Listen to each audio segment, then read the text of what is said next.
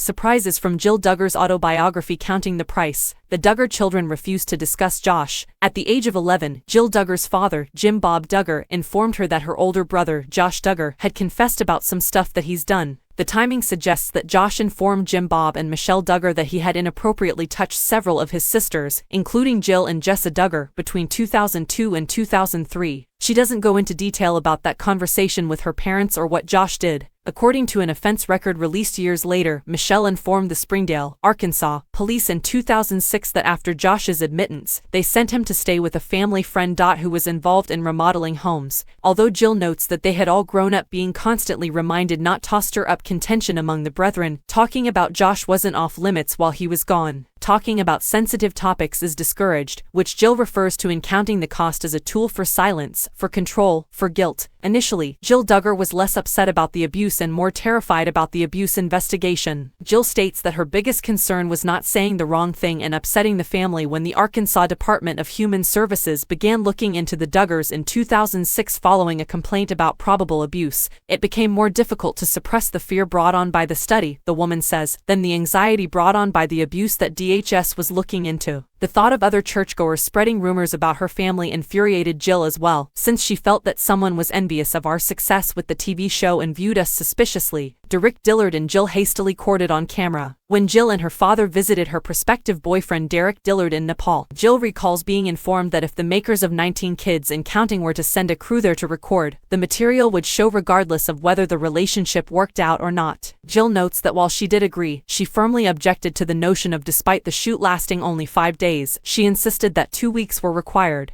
She says she regrets that the moment she and Derek saw each other for the first time in Nepal wasn't just for them, but she got her wish this time. However, the extra time paid off, as on June 21, 2014, the pair tied the knot.